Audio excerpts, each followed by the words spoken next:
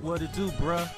Talk of the town, Nintendo, Doc Trey still holding it down, still make the best games, and you know this, bro. It's the truth. You don't like it, you can have that seatbelt. So I think that this generation, we will see developers and publishers slowly replace the Xbox with the Switch 2. And when I say replace the Xbox, I mean in terms of how they view these consoles. Because for the last few generations, the way these developers and these publishers saw these consoles was like, okay, Xbox and PlayStation is here, and Switch and Nintendo is in its own category. But this generation seems like this is going to be changing that, because we've heard rumblings about third parties and publishers potentially confused with what Xbox is doing.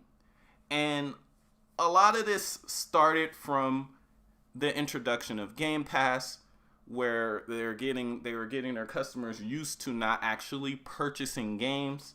It's like, oh, I don't even need to buy this game. I just need to sign up for a subscription for Game Pass. And while Microsoft did have to pay these developers to have their games on there, they're also getting paid up front. So while some studios may be like some indie studios and stuff like that, they could potentially maybe get more money than they may have gotten.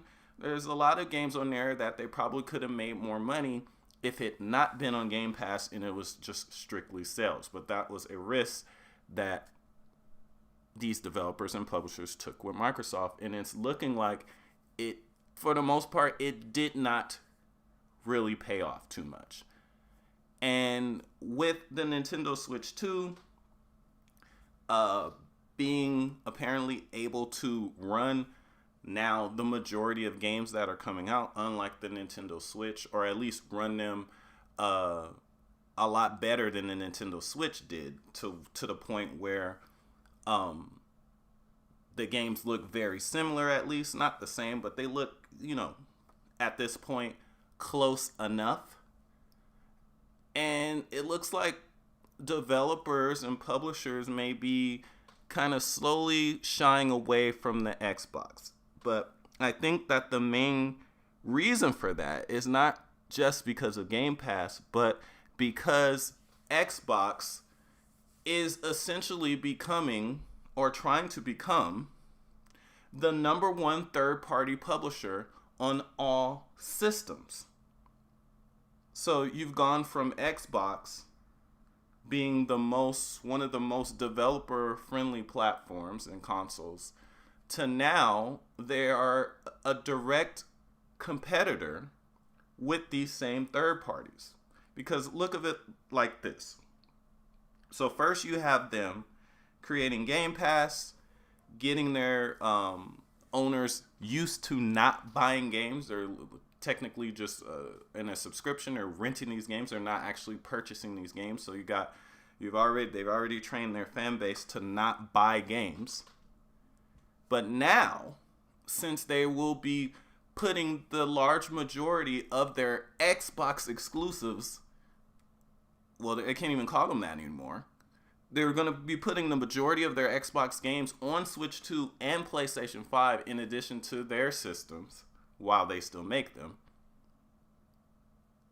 These are big games, okay? So you have the Xbox exclusives. Then you also have the franchises that they bought the rights from, like through like Activision and the like.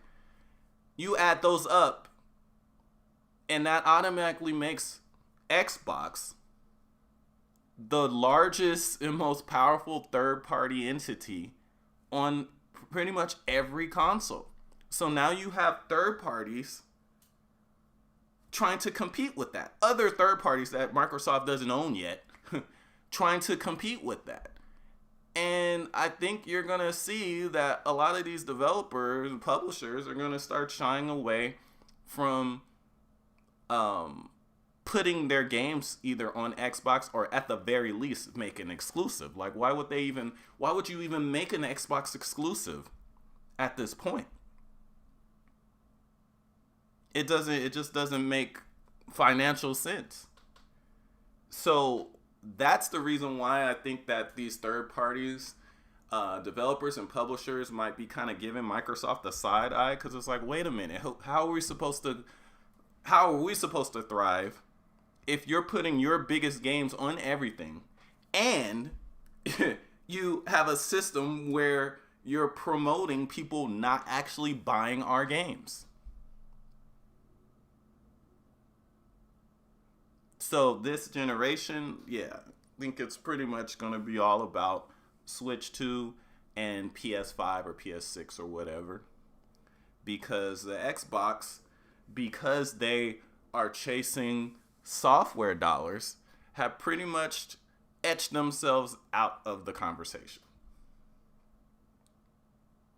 Now, we're already seeing rumors that the next Xbox is probably going to be not only the last, but it's probably going to be pretty much just a PC with an Xbox logo on it. And we actually have already kind of gotten a hint to that, because there was this rumored Xbox handheld, and it turns out to not even really be an Xbox handheld at all. It just got an Xbox like logo on it.